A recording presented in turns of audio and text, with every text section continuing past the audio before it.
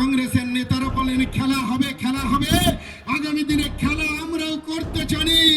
এই নদিয়ার বুকে দাঁড়িয়ে ভারতীয় জনতা পার্টির প্রতিটি কর্মী হাতে হাতিয়ার নিয়ে দাঁড়িয়ে থাকবে বুথে, বুথের ভিতরে থাকবে কেন্দ্রীয় বাহিনী, বাইরে থাকবে কেন্দ্রীয় বাহিনী।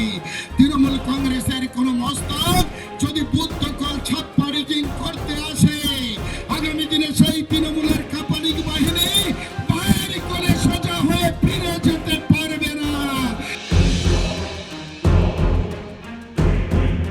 ২৬-এর নির্বাচনে বুথ দখল করতে এলে সোজা হয়ে ফিরে যেতে পারবে না।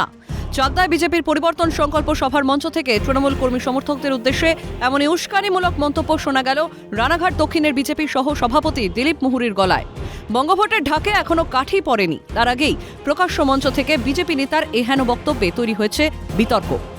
এদিকে বিষয়টি সামনে আসতেই অস্বস্তিতে পড়েছে গেরুয়া শিবির। বিজেপির রানাঘাট দক্ষিণ সাংগঠনিক জেলার মুখপাত্র সোমনাথ করের সাফাই, দল কখনোই এ ধরনের মন্তব্যকে সমর্থন করে না।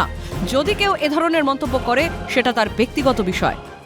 দেখুন, আমরা কখনোই কুকথার রাজনীতিকে সমর্থন করি না। ভারতীয় জনতা পার্টি কখনোই এই ধরনের উত্তপ্ত এবং হিংসাত্মক কথাকে সমর্থন করে না। যদি কেউ বলে থাকেন সেটা তার নিজস্ব ব্যক্তিগত ব্যাপার, দল কিন্তু কখনোই এই বিষয়ে কোনো অনুমোদন দেয় না। বিষয়টিতে কটাক্ষ করতে ছাড়েনি ঘাসফুল শিবির।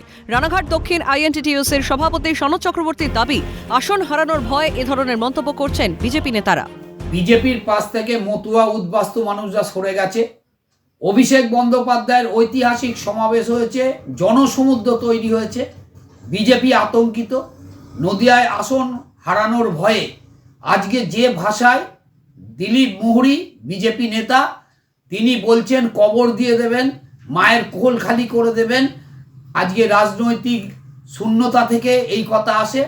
আমরা তৃণমূল কংগ্রেস তীব্র প্রতিবাদ করছি। বঙ্গে কুকথার রাজনীতি নতুন কিছু নয়। এই আবহে বিজেপি নেতার এহেন মন্তব্যে রাজ্যের রাজনৈতিক পরিবেশকে কলুষিত করবে বলেই মত রাজনৈতিক পর্যবেক্ষকদের একাংশের। সুবীর দাসের রিপোর্ট, ক্যালকাটা নিউজ।